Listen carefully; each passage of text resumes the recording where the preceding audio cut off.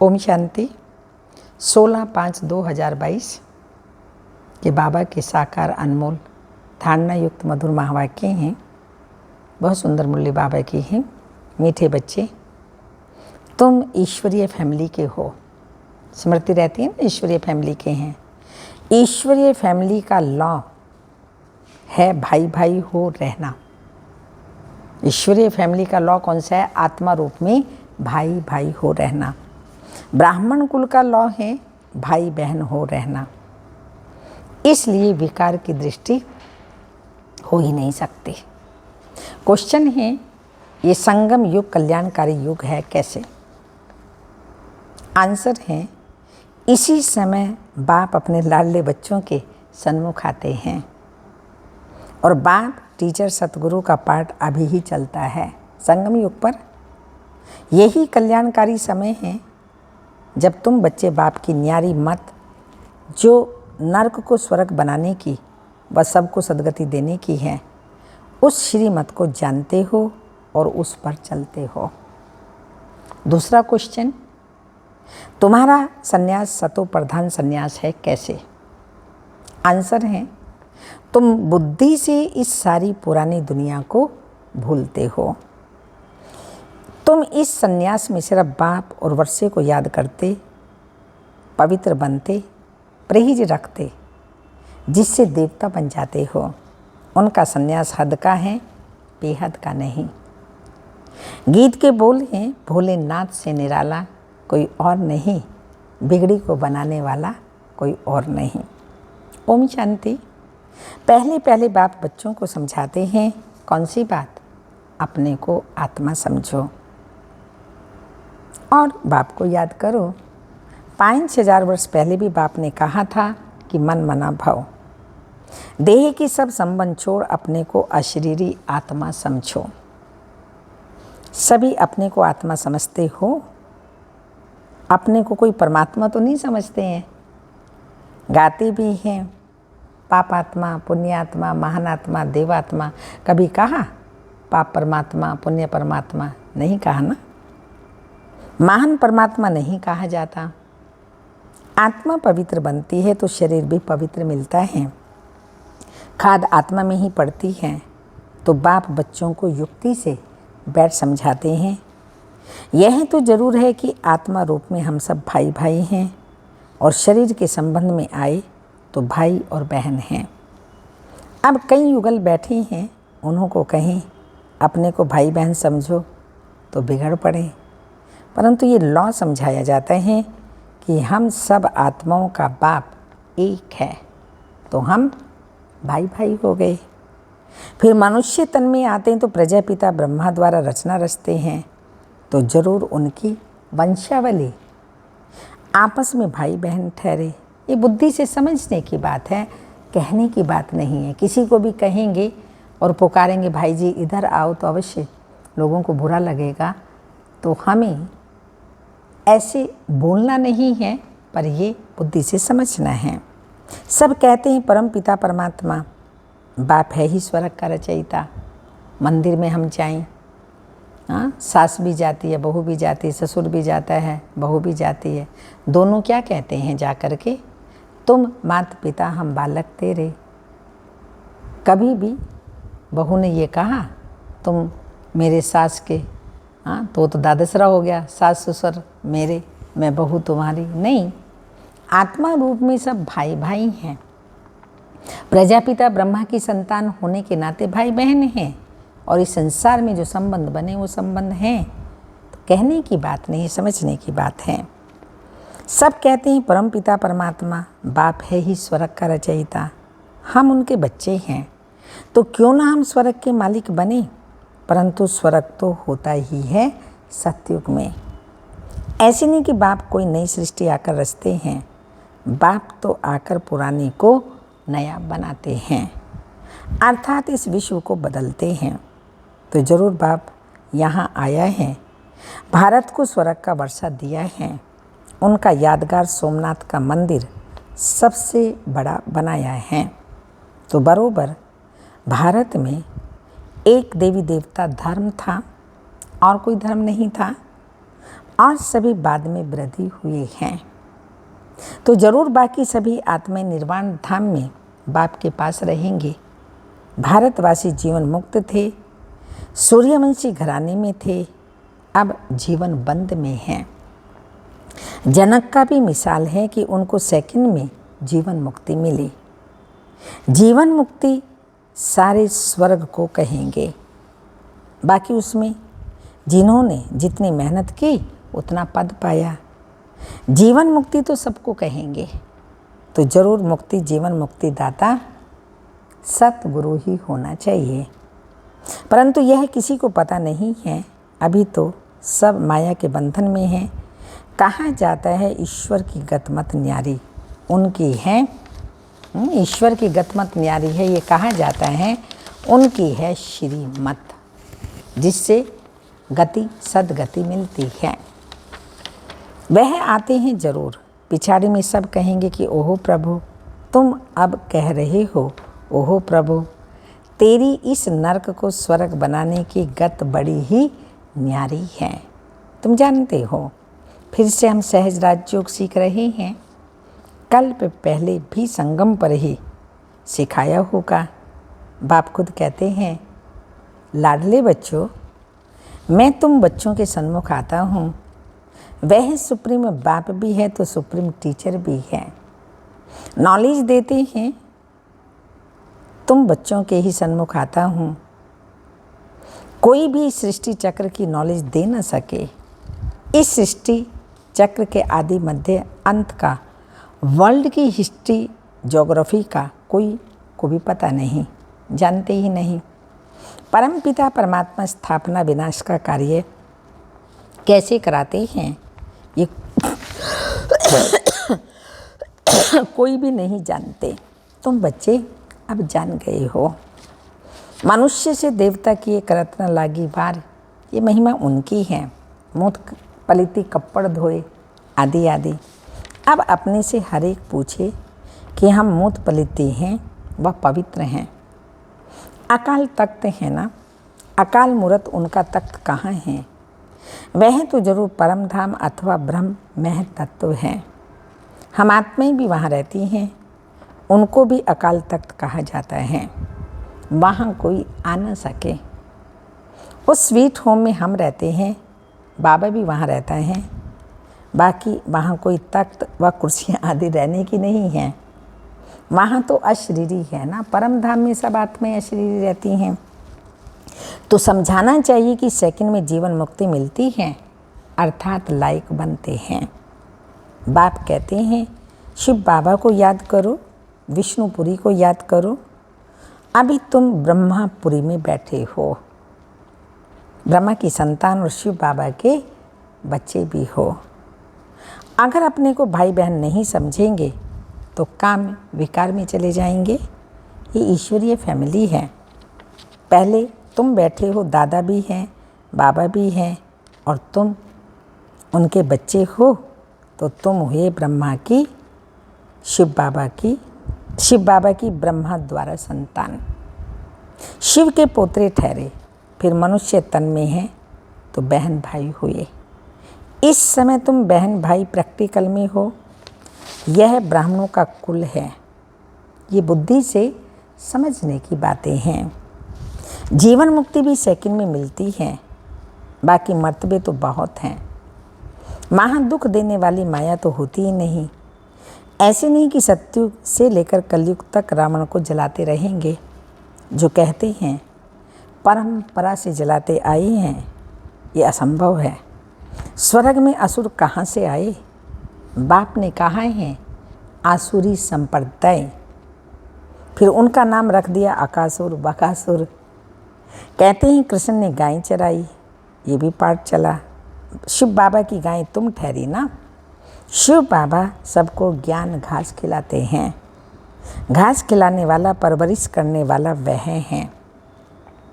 मनुष्य मंदिरों में जाकर देवताओं की महिमा गाते हैं।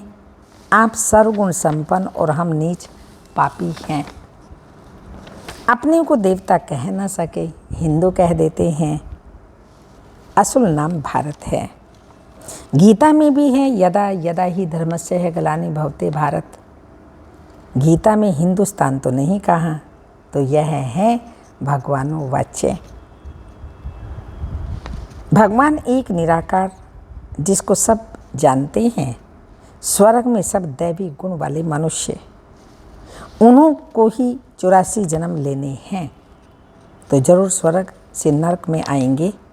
आपे ही पूजे आपे ही पुजारी, उनका भी अर्थ होगा ना। नंबर 1 पूज्य श्री कृष्ण हैं।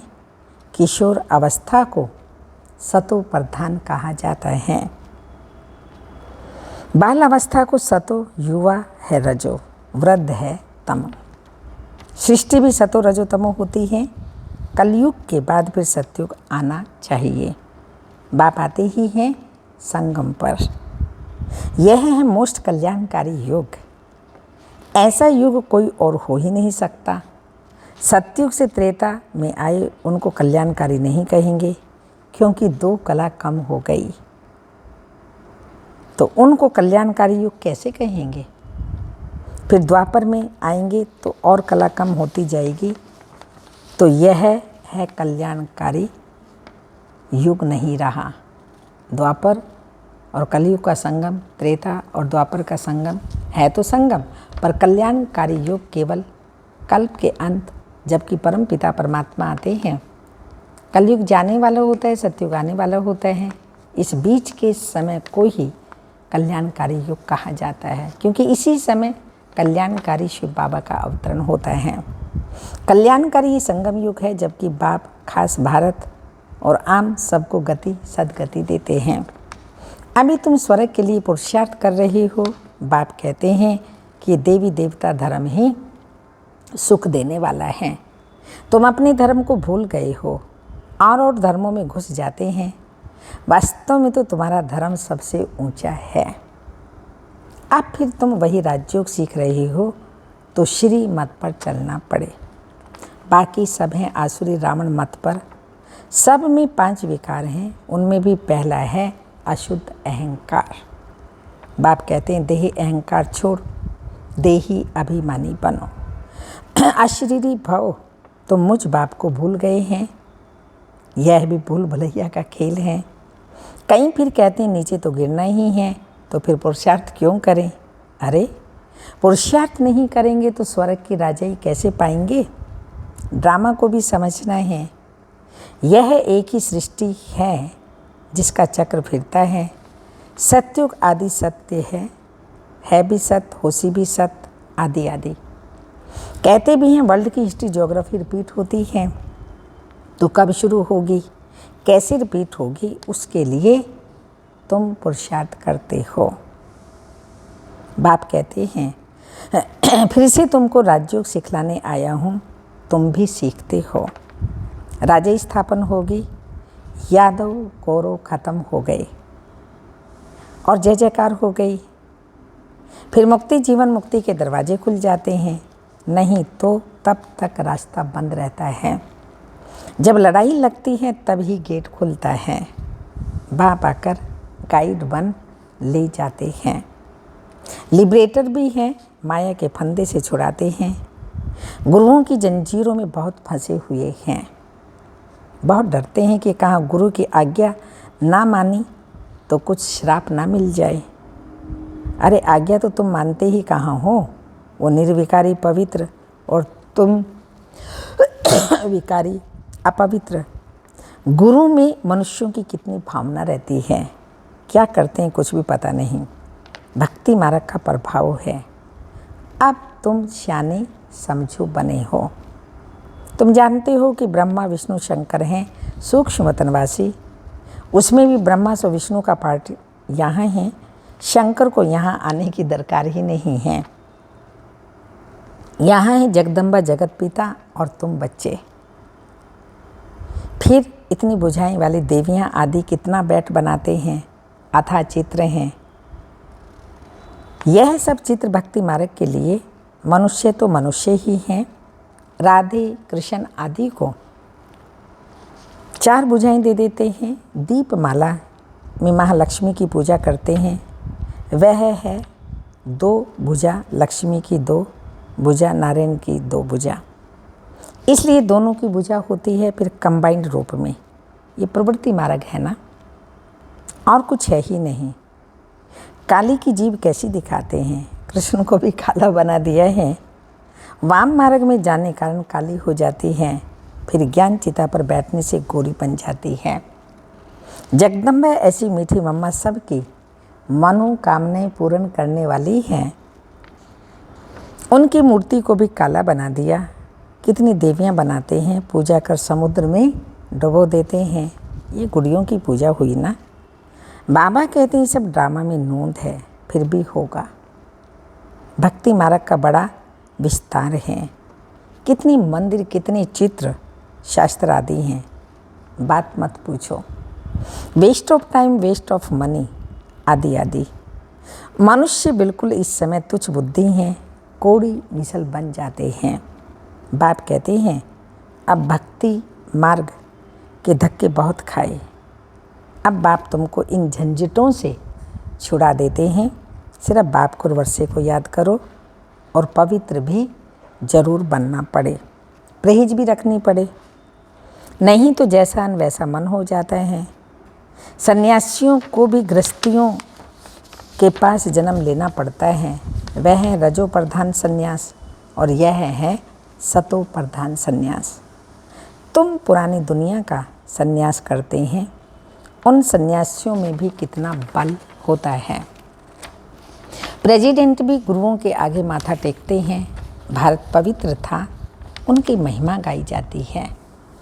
भारतवासी सर्वगुण संपन्न थे, अभी तो संपूर्ण विकारी हैं।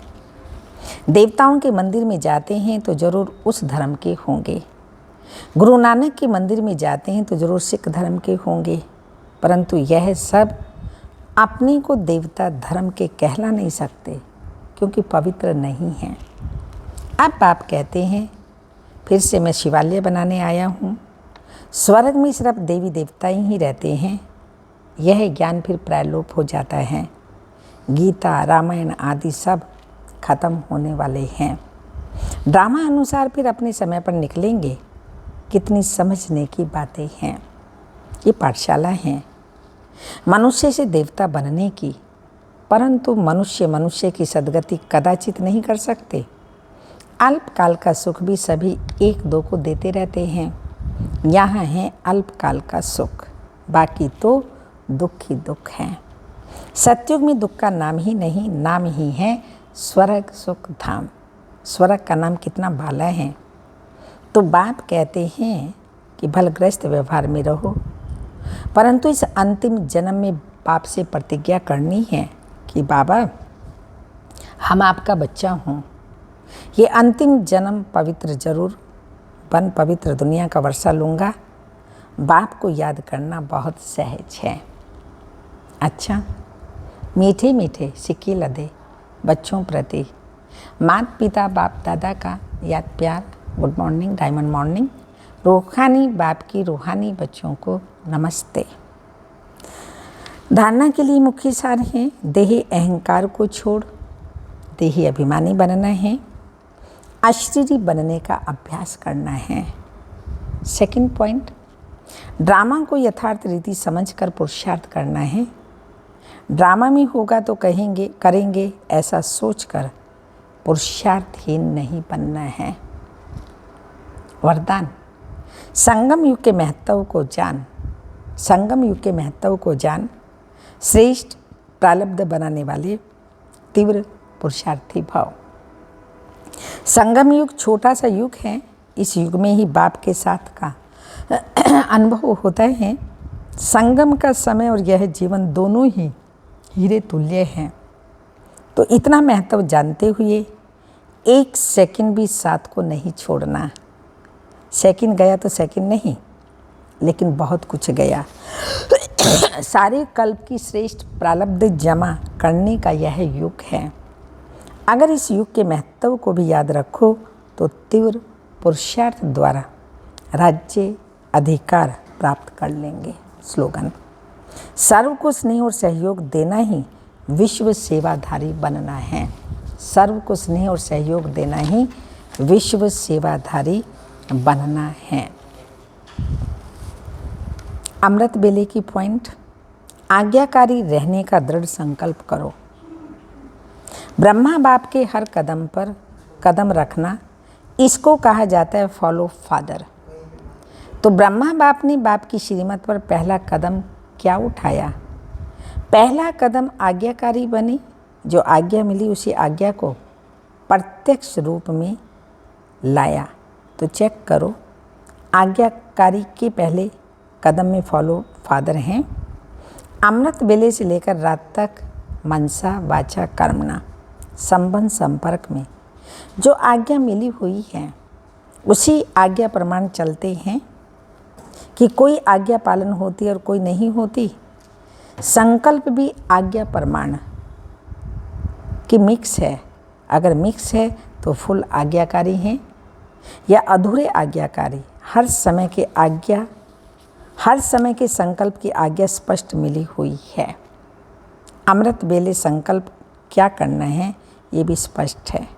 तो फॉलो करते हो कि कभी परमधाम चले जाते हो, कभी निंद्रा लोक में चले जाते हो। ओम शांति।